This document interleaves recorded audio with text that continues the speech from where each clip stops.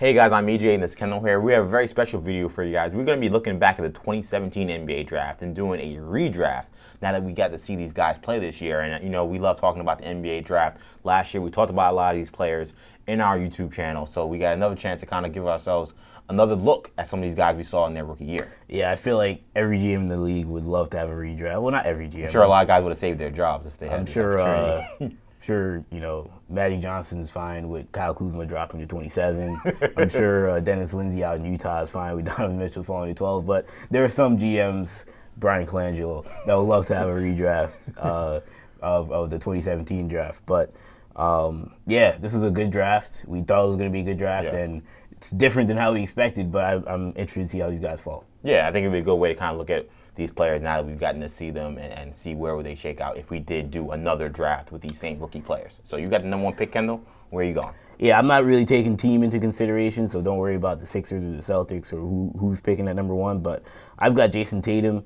You're talking about a guy that we did our video and on the forwards, and I thought Tatum had upside, but he was not my number one small forward. He was my number one small forward. He was, good job, EJ. But given his age, even though he's not the best true rookie in this draft class this year, he's the youngest of these guys at the top, and the production he's had on the Boston Celtics is something that I could have never expected from a guy his age. So I'm going with Jayson Tatum, number one.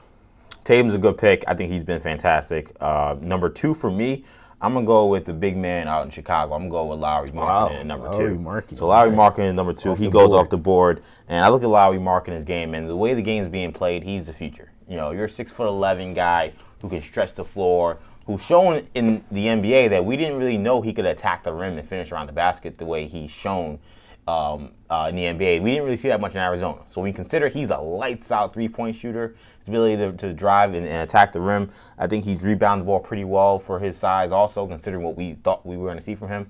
Markkanen has been remarkable, and I think that he's a good choice there at number two. Yeah, I mean, if I'm whoever was number 3, Sixers, Celtics again, I'm cheesing that Donovan Mitchell is still on the board. I'm shocked. Mitchell, in my opinion, has been the best rookie, regardless of age, regardless of Ben Simmons. Ben Simmons is certainly right there with Donovan Mitchell, but Donovan Mitchell looks like, I don't even want to say Dwayne Wade, although he's looking pretty close to Dwayne Wade, if not Dwayne Wade. The only thing with Mitchell is that he's a little bit older than some of these guys. He's 21, whereas Markkanen's 20, Tatum's 19, but Mitchell, I think, is the best of all these guys right now, and looks to be a guy that's going to be an all-star very, very soon. Yeah, Mitchell's a fantastic player. No shade on him for me taking Markkanen over him. Just a size thing there.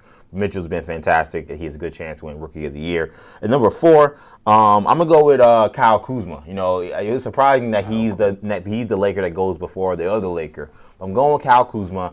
I know he's a little bit older, but when you talk about the NBA draft, you want to get guys who you know can play. Kyle Kuzma can come into any team and get buckets, and we've seen that already. I was super high on him before the draft. I thought he was extremely underrated, and he's shown out and just been fantastic for the Lakers. His ability to score inside, outside, he looks like he's going to be a three-man that's going to be able to score the basketball wherever he goes for a long time. So Kuzma goes number 4 for me. All right, so that means for me at number 5, I'm going with Swiper, the Fox, De'Aaron Fox, out of the Sacramento Kings.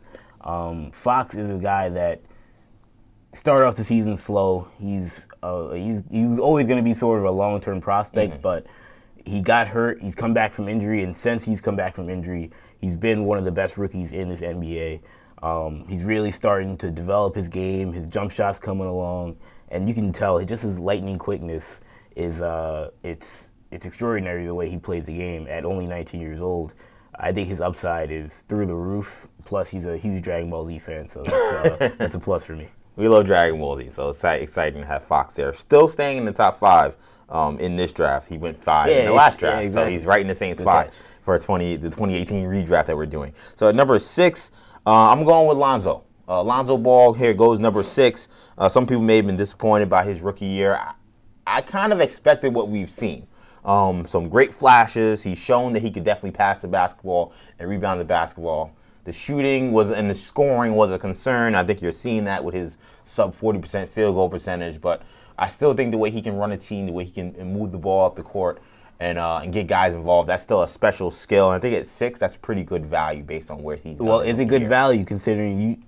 I mean, who drafted 6 last year? The Orlando Magic. The Orlando Magic. So you realize now that you're also gonna have to draft LiAngelo this year and LaMelo, 2 years from now, or else he's gonna leave the Magic. Look, I understand that LeVar has been somewhat of an issue, but I'm gonna stay with the fact that Ball has played well. I think for his rookie year for the most part, so I'm fine with him number 6. For me, at number 7, I'm going with Dennis Smith Jr., the rookie out of Dallas, who is obviously a dynamite athlete, a dynamic scorer.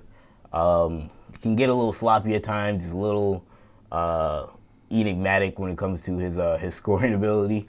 But the guy can put the ball in the basket. Mm-hmm. His point guard play, again, is sometimes very erratic, but I'll take his talent, his youth, his athleticism, and I feel like from what we've seen, especially as of late, I believe he's averaging around 14 points a game. Mm-hmm. I mean, for a rookie point guard, that's certainly very good, especially at 19 years old. So I'll take my chance with Dennis Smith Jr. right about now. Yeah, Dennis Smith's a little erratic, but a lot of talent, great athleticism. I think number 8 is a pretty good spot considering he went 9 in the draft. So I think you'd say he probably played up to the expectations we saw. At number 9, 8 here, I'm sorry, he went 7 in this draft, and he went 9 in the draft last year. At number 8 that I'm going with Josh Jackson from Phoenix. So I think Josh Jackson's had a bit of a disappointing rookie year so far.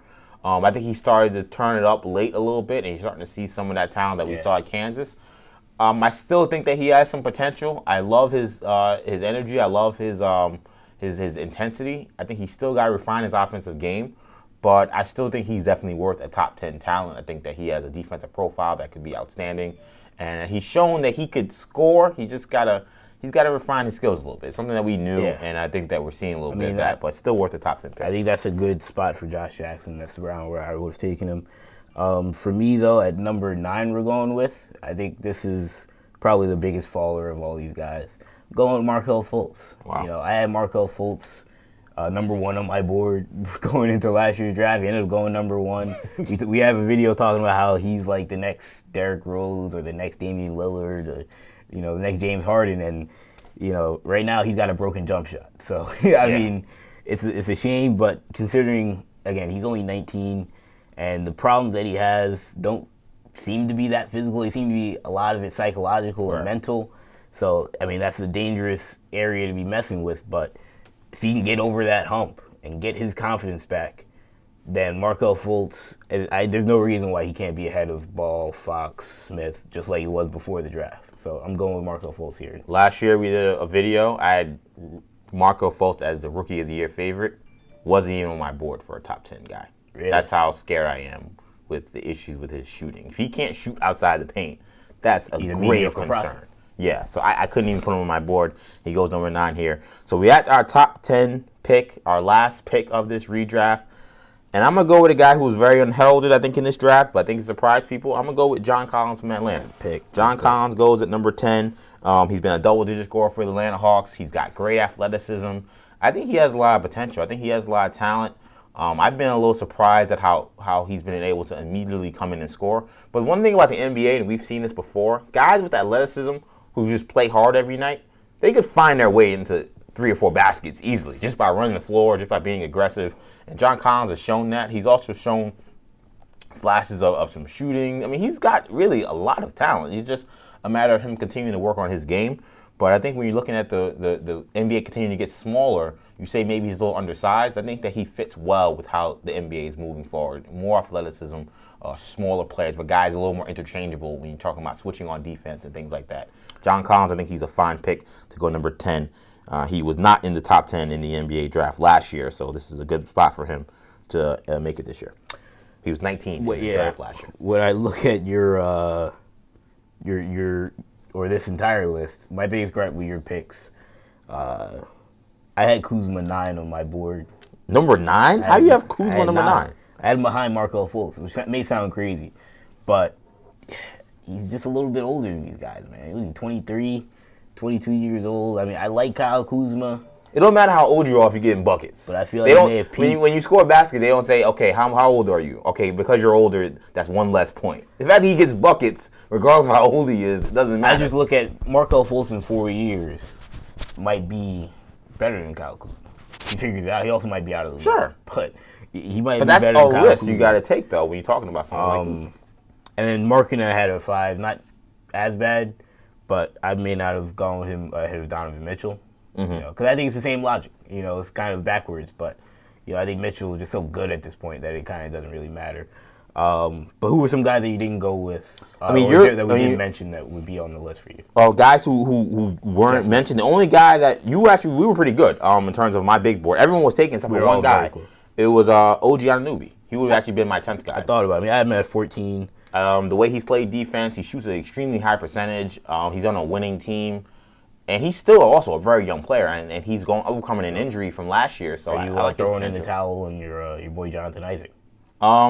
It sounds like it. Look, man. I think Jonathan Isaac. Watched the video. Isaac, I think, has a lot of potential still, but the fact that he's played so little this year, you got to lose a little confidence in it. So I think that right now, I still like him long term, but that's a big risk to take him. Two other names I would throw out there: Bam Adebayo in Miami, who looks like a poor man's Sean Kemp.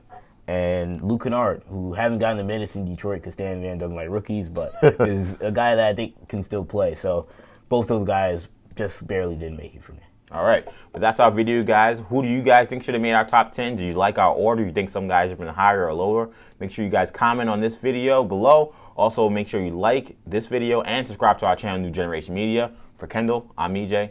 See you guys later. Peace.